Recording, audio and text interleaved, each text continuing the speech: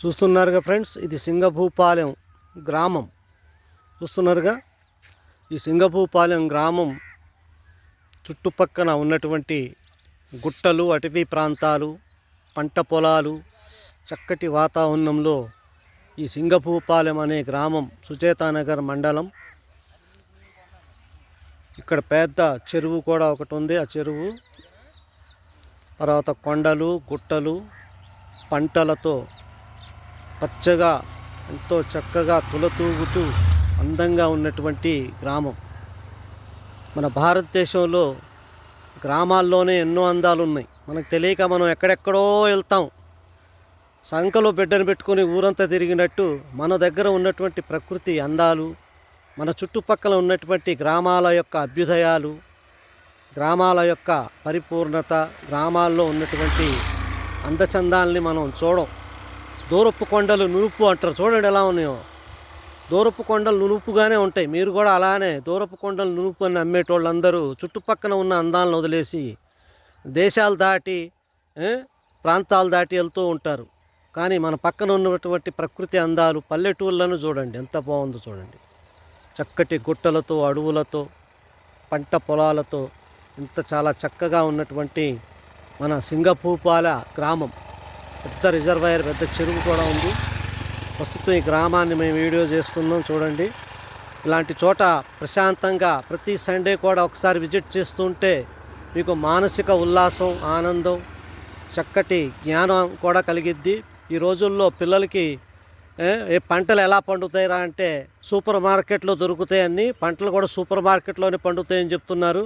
అంటే అంత వాళ్ళకి పరిజ్ఞానం అనేది లేదు. చదువుకున్న పిల్లలకి కూడా తెలియట్లేదు. కనుక అప్పుడప్పుడు విద్యార్థులు సిటీలో ఉన్నటువంటి స్కూల్లో మాస్టర్లు పిల్లల్ని సండే అకేషన్ కింద ఇలాంటి పల్లెలకు తీసుకొచ్చి పంటల గురించి, పాడి గురించి, పొలం ఎలా దున్నుతారు, పంటను ఎలా పండిస్తారో గురించి కూడా చూపించండి. ఓకే ఫ్రెండ్స్, ఇది అలా చూపిస్తే పిల్లలకు కూడా అర్థమైంది.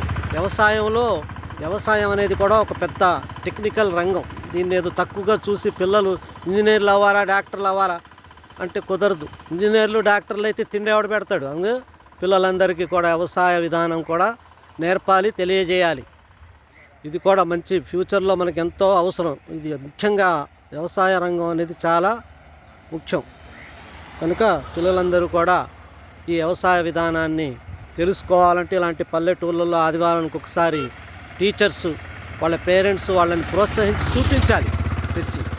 ఓకే ఫ్రెండ్స్, మీరందరూ కూడా పిల్లలకి, స్కూల్ స్టూడెంట్స్కి కూడా పల్లెటూర్ల గురించి తెలియజేసి సండే మీ దగ్గరలో ఉన్నటువంటి గ్రామాల్లో ఎక్కడికో ఊళ్ళు దాటి, రాష్ట్రాలు దాటి వెళ్ళి అక్కడ ప్రమాదాలకు గురవద్దు.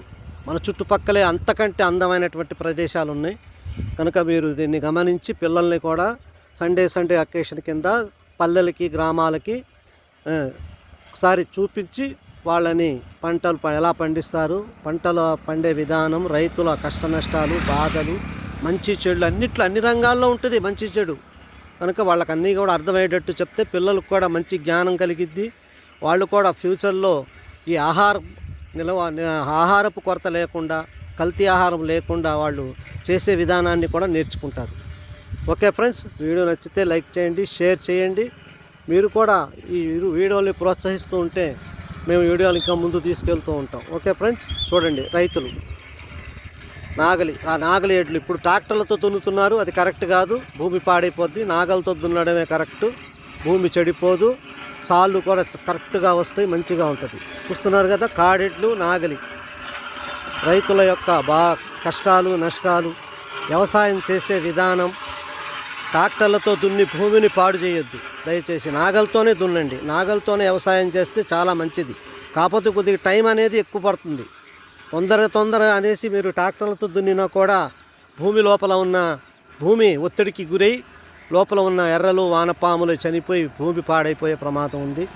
ఎక్కువగా మీకు అవకాశం ఉన్నంత వరకు ట్రాక్టర్లతో దున్నకండి, ఎడ్లతో, నాగలితో దున్నండి. అదే మంచిది, భూమికి ఆరోగ్యం, మనకు ఆరోగ్యం. ఓకే ఫ్రెండ్స్, ఈ వీడియోని మీరు నచ్చినట్లయితే లైక్ చేయండి, షేర్ చేయండి. మీ ఊళ్ళల్లో ఉన్న స్కూళ్ళల్లో పిల్లల్ని తీసుకొచ్చి సండే అకేషన్ కింద మీ పిల్లల్ని కూడా తీసుకొచ్చి చూపించండి.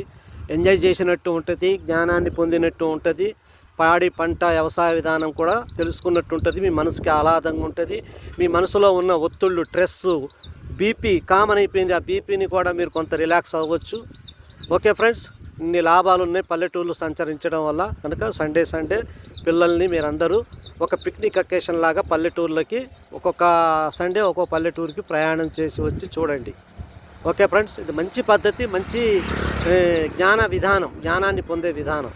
ఈ వదిలేసి మీరు అకేషన్లని ఎక్కడెక్కడికో ఊటీలు కాశ్మీర్లు కన్యాకుమారిలు వెళ్ళి ప్రమాదాలని కొని తెచ్చుకోవద్దు. మన చుట్టూ ఉన్న వాటిని చూసుకుంటే చాలు. మనకి కాశ్మీర్ కంటే గొప్ప లొకేషన్స్ మనకు కూడా ఉన్నాయి.